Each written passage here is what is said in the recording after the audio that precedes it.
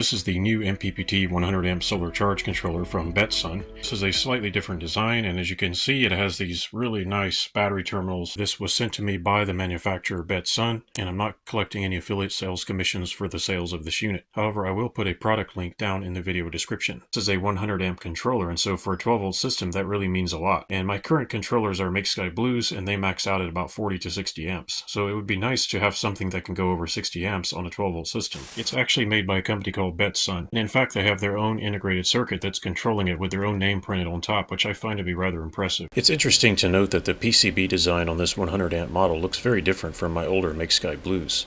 Now, one of the challenges to pushing 100 amps is you need to have really thick cables, and I've got to figure out how to interface the cables that I do have with these connectors. So that might be still a challenge, but we'll figure it out. We do have these output terminals here, and I use those sometimes for running fans and other equipment. Got a USB port there. So obviously this is a 12, 24, and 48 volt system. I'm going to be testing it on 12 volts because that's where the 100 amps really comes into play. Let's go ahead and hook this up to my bench power supply and just make sure it powers on before I do anything else. I noticed the fan sounds a little quieter, and there's no more fan on the front. Instead, the fan is located at the top, which, you know what, that makes a lot more sense. Those are all the default settings. The buttons are different. I had at least one of these MakeSkyBlue units that had buttons on it that failed. Maybe these are better.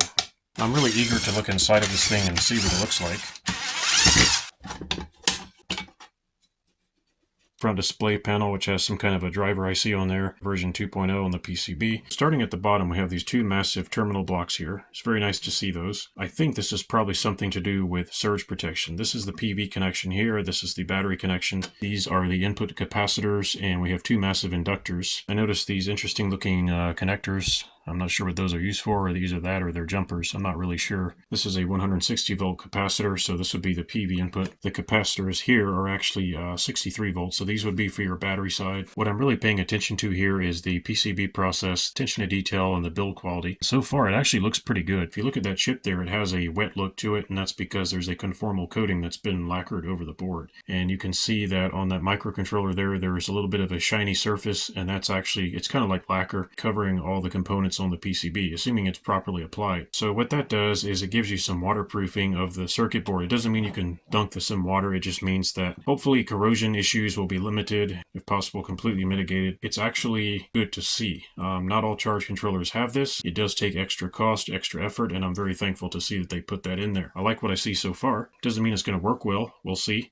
Time will tell. And they've put an internal heatsink with a fan, that gray stuff sticking out on the side. That's a thermal pad, and that's to make sure the heat conducts from the heatsink and all the components down into the, looks like copper, and that is bonded to the aluminum case to ensure good heat dissipation into the case. So this entire case acts like a heatsink, and I like that design. Looks like it's well made, and I hope that it works out very well. Having this internal heatsink and having the fan at the top makes more sense because vertical convection. Of course, this is going to be mounted on a power board, and you want the heat to rise, and the other controllers have a fan on the front, whereas this one has a fan on the top, so heat rises. It's naturally going to want to go in that direction anyway. You might as well aim the fan straight up. Underneath here are the power MOSFETs that are going to be doing the DC switching for the buck converter. So an MPPT charge controller is actually a DC to DC buck converter. It's nothing more than that, except it has a microcontroller, and it controls the relation between the solar panels and the load, which in this case would be your batteries. You may also call it impedance matching. Yes, I use the word impedance with DC. It works for me. So it's almost like an ohmic relationship. You have the battery at one voltage and resistance, and you have the panels at another, and this machine here is designed to match the two perfectly as possible in order to get the maximum amount of power into the battery. Of course, it's called MPPT. If you ask me, though, it's really maximum power region tracking, or MPRT, because there is no maximum power point. Once you have thousands of crystalline cells in parallel and series, the maximum power point becomes a blob, not a point. That idea of a little dot on a chart is kind of fantasy. This is a test and a review. I'm not going to rip the circuit board out. I don't think there's much to be gained. There's going to be MOSFETs underneath here with heatsink compound applied, and I want to give this thing a stress test, and I don't want to disturb any of those components. I want them to be in factory condition when the test takes place. If I have a failure, I'm going to wonder, was it me tinkering with the circuit board that caused it? I don't want that to happen. Let's put this thing to work and see if all this eye candy here can actually do something useful. Well, we're in the solar room here, and I'm doing the test. And I went outside and I hooked up some extra panels to it. I've already discovered one thing I don't like about this controller. It dims the display down,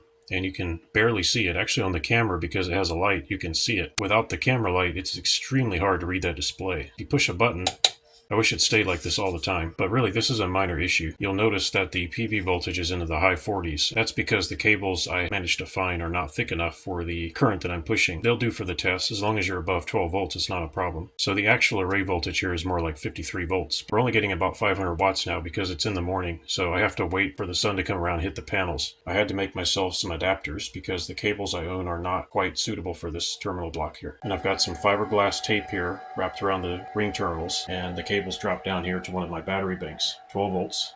Lithium iron phosphate. The fan has just come on. It's not terribly loud. Divergence between the array voltage shown on the charge controller and what's actually on the wires themselves isn't too bad, so the calibration seems okay. It's close.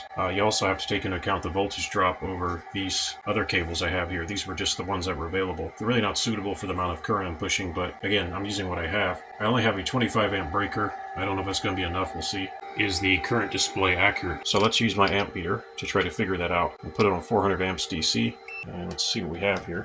And I can't show both at the same time. 36, 35. I find myself constantly trying to wake the display up so it'll light up so I can read it. So I'm looking at, it's actually just about right on. 39.7 on my meter, 39.6 on my meter. Yeah, very, very close. There's the calibration on the output of the charge controller. You can see it's reading 0.1 volts below. Although because it's only a single digit, you can't be 100% sure about that. I think I'm just going to leave it alone for now. I'm not going to try to calibrate it right now. The fan sound isn't the worst. It's actually a lot lower pitched. My goal is to hit over 1,000 watts in this test, so I'll cut back in later in the day. See you then. We're up to 74 amps and 1,000 watts. Had to do some emergency cooling here. I've got this fan running off of a USB power bank. The internal temperature was getting up to 60 Celsius. Now that I put the fan on, it's down to 56. The air coming out is quite warm. So 56 Celsius, yeah, I'd like to see it cooler than that, but the reality is this thing is pushing like 70 amps, so I'm actually a little bit impressed. All of my MakeSkyBlue controllers top out at about 60 amps. So this is the first time I've had something this small that supposedly can push 100 amps. I would be comfortable running this at around 80 amps non-stop with proper cooling. I don't know whether I'm going to be running it full time at 100 amps. This thing is helping run my air conditioner, which is just cranking away because today is a really hot day. I'm in the process of building out some more solar arrays, and I've made quite a mess out here. And I had to drag out some additional panels just to power this charge controller to make sure that it gets enough power to do a good test. Yeah, the cable management isn't the best, but like I said, it's temporary. Can't leave that out. Thought I'd break out the Thermal Master IR camera here to have a look at this controller while it's running, and you can see that it is getting quite warm. Yeah, those inductors are probably getting pretty hot by now. I'm going to go into the standard mode here for IR. All the readings are in Fahrenheit. The charge controller is getting pretty toasty. I could not keep my finger on the back of it. It's too hot to touch. So we're going to keep this running and just see if it survives the test. For my own purposes, I will have to solve the heating problem. I don't like my controllers getting that hot. I'm not surprised. It's a small, compact design, and it's going to get hot. We're back up to 60 Celsius again. I would say this controller should be able to handle 80 amps. Anything more than that, you start running into heat issues. However, I want this to run at over 80 amps, so I'm going to work on a cooling solution for it so that I don't have to worry about it. 60 Celsius is just a little bit too hot for me. Maybe for some people it's not a problem. Alright, we've hit 91 amps. Very nice. Let's see what the temperature is. 60 Celsius. I gotta say, this thing delivers. It does what it does. 1200 watts. PV voltage keeps going lower and lower. That's due to ohmic resistance in the cables that I'm using. And I just popped my circuit breaker. That isn't going to stop me. I just bypassed the circuit breaker with a shunt. Hopefully that breaker won't blow again. We're back up to about 90 amps. So what do I think of this BettSun 100 amp MPPT solar charge controller overall? If you want to use this charge controller, you need to make sure you're aware that the hottest place on it is on the back. This gets really, really hot, too hot to touch. Therefore, what you don't want to do is take this charge controller and place it on a wooden board like this with no airflow in between. Give yourself about 1/4 of an inch of standoff so that there's airflow behind the case. In my testing, I was able to reach a little over 92 amps. I would have had to have dragged out more solar panels to push this thing to 100 amps. I don't intend to run it at 100 amps maxed out all the time. It beats any of my MakeSkyBlue charge controllers, which are limited at around 50 to 60 amps. I think think that this controller needs slightly better cooling. However, that's possible to do with DIY skills. You can modify the fans like I've done in some of my past videos, and I'll link those in the description.